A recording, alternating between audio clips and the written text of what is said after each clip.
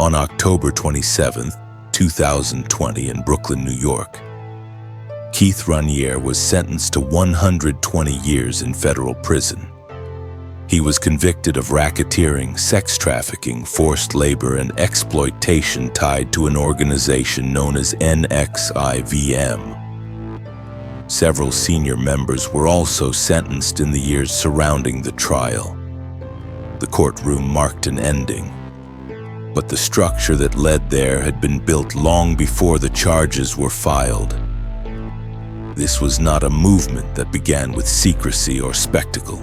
It began with workshops, with whiteboards and careful language, with the promise that human potential could be measured, refined, and expanded. NXIVM offered clarity, a method for overcoming limitation, a disciplined path toward becoming more ethical, more resilient, more fully realized.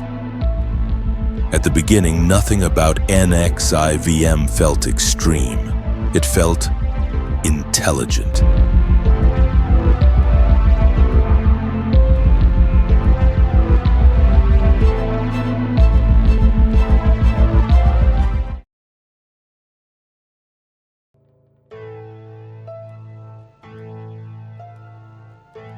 The first thing NXIVM offered was not ideology. It offered relief. A room with whiteboards, chairs in neat rows, a schedule, an instructor who spoke slowly, deliberately, as if precision itself were a form of care. The language was familiar: ethics, accountability, human potential. Not slogans, but terms that suggested rigor. The kind of vocabulary you would expect from a graduate seminar, not a movement. Participants were told they were here because they were capable of more, not broken, not lost, simply undertrained in the mechanics of their own minds. The pitch was subtle. If your life felt stalled, it wasn't because the world was unfair or chaotic.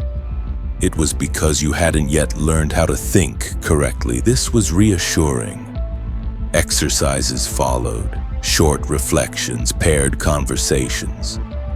You spoke about a minor failure, something safe, a missed opportunity, a conflict at work. The instructor reframed it not as misfortune, but as a choice you hadn't fully examined. Responsibility felt empowering here. It implied agency. There was no pressure to believe anything immediately. Skepticism was allowed, even encouraged, so long as it was expressed honestly. Questions were welcomed but gently redirected. The system didn't reject doubt. It absorbed it, reclassified it, and returned it with new labels. Between sessions, participants were urged to keep notes, to track emotional reactions, to notice patterns. This felt scientific, methodical. You were not surrendering judgment. You were refining it. And there were others like you, intelligent, curious, successful enough to recognize that something was missing, but disciplined enough to believe it could be fixed. Conversations in hallways extended late into the evening. There was a sense of alignment, of finally finding people who spoke the same internal language. Nothing here felt dangerous. It felt structured, thoughtful, calm. By the time trust replaced doubt, it did not feel like a decision. It felt like progress.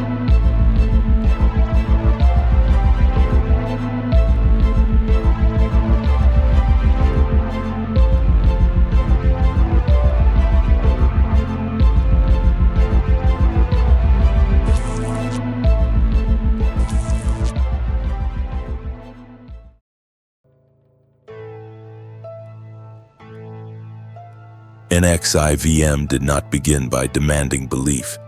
It began by reorganizing perception. The first architectural decision was linguistic.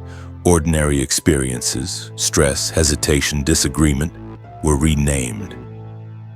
Language did not simply describe reality, it pre-processed it. When a participant felt confusion during a course module, that confusion was not treated as ambiguity. It was labeled a limitation, not an error in the system, a residue in the individual. This mattered. Because once discomfort is linguistically internalized, the system no longer needs to defend itself. The burden of correction shifts inward. Participants learn to scan their reactions the way one might scan code for bugs. Emotional friction became diagnostic material. A subtle moment illustrates this shift.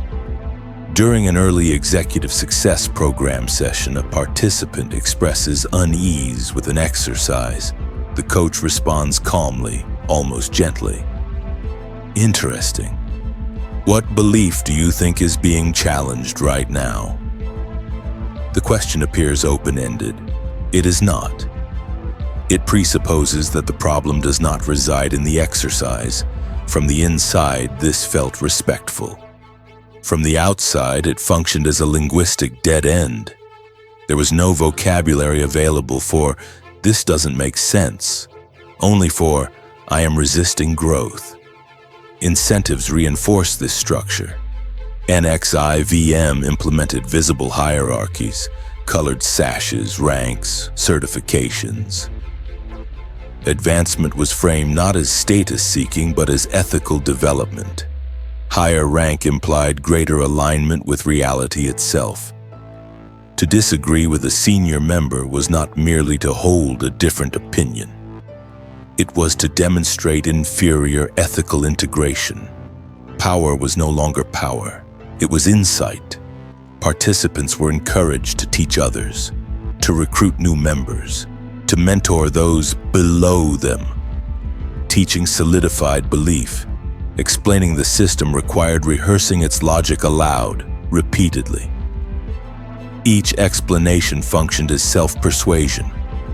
Fear entered quietly, not fear of punishment, fear of regression. Members were taught that personal failure was the result of unresolved internal flaws.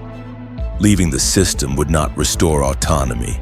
It would expose the individual to unexamined weakness. The outside world was depicted as ethically sloppy, emotionally reactive, driven by unconscious patterns. A small behavior became common. Members dismissed criticism before it was voiced. People who attack NXIVM just haven't done the work. This was not paranoia, it was preloaded interpretation. Isolation followed naturally. Friends and family were not forbidden. They were reframed. Concern was labeled triggering. Objections were not evaluated on content, but on presumed emotional deficiency. In one recorded exchange, a member recounts an argument with her sister. The coach does not ask what the sister said. He asks, "What did her reaction bring up in you?" The external voice disappears. Only the internal response remains. Authority in NXIVM was not asserted through force. It was aesthetic. Keith Raniere was presented as unusually rational, unusually ethical, a man who had simply thought longer and harder than everyone else. Submission felt voluntary. Members were not told to obey. They were told to understand, and understanding reliably led to agreement. When it didn't, the failure was presumed temporary. Internal justification completed the structure. Every cost, financial strain, exhaustion, strained relationships, was reframed as evidence of commitment. Sacrifice was not a warning sign.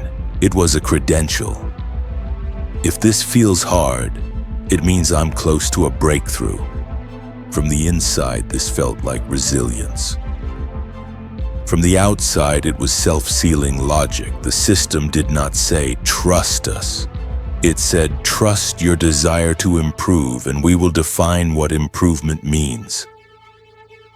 Once that definition was accepted, control no longer needed to be imposed. It was maintained quietly.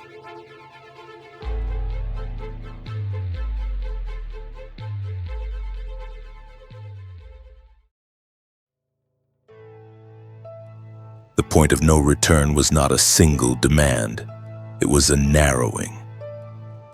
By this stage, language had finished its work.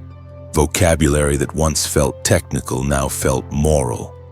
Doubt became breach. Hesitation suggested fear. Compliance became alignment. This compression mattered. There were fewer acceptable internal states. None implicated the system.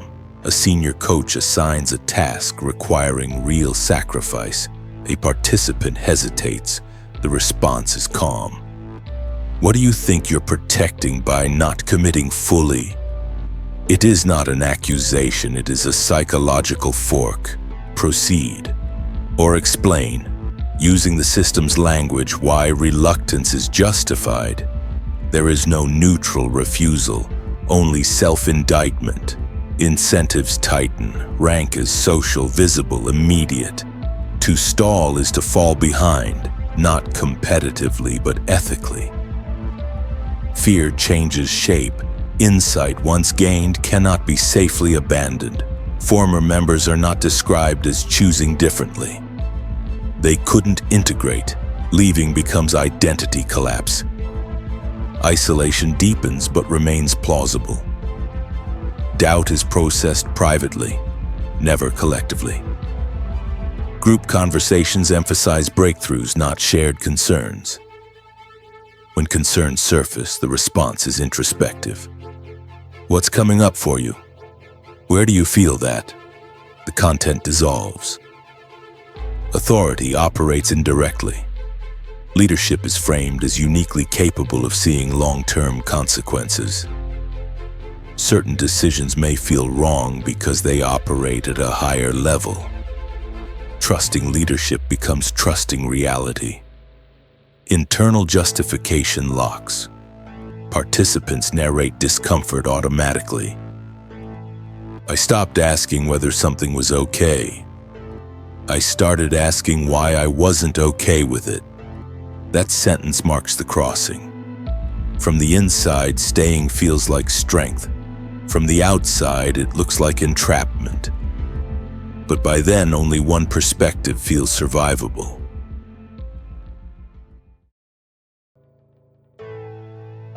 NXIVM did not survive in isolation.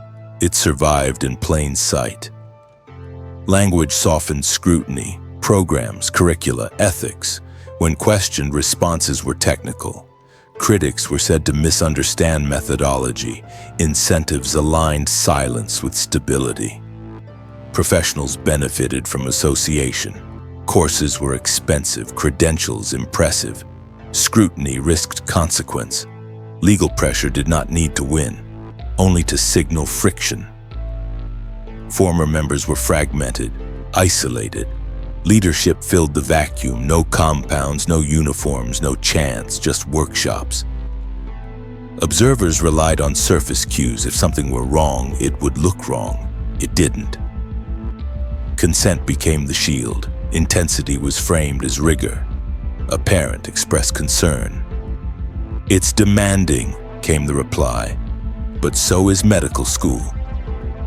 The analogy ended the conversation. The system did not persist because everyone believed. It persisted because enough people did not look closely. Silence was not absence. It was participation by omission.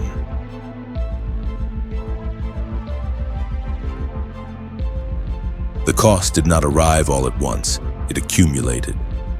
Fatigue felt earned. Strain felt necessary. Narrowing felt like discipline. Pain became growth.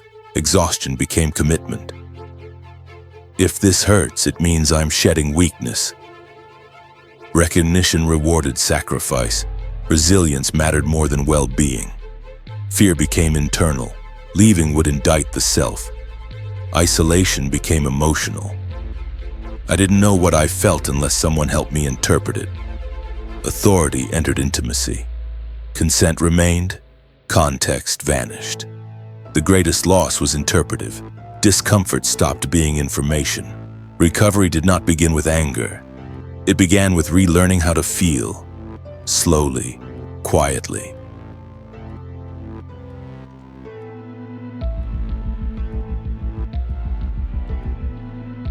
NXIVM ended as a case. Its mechanism did not. It borrowed the grammar of modern life: optimization, accountability, resilience. Discomfort became flaw, uncertainty became error. This pattern is not unique. It appears wherever endurance replaces discernment. Where leaving is weakness, these systems invite participation. They isolate through reinterpretation. What feels like structure becomes constraint.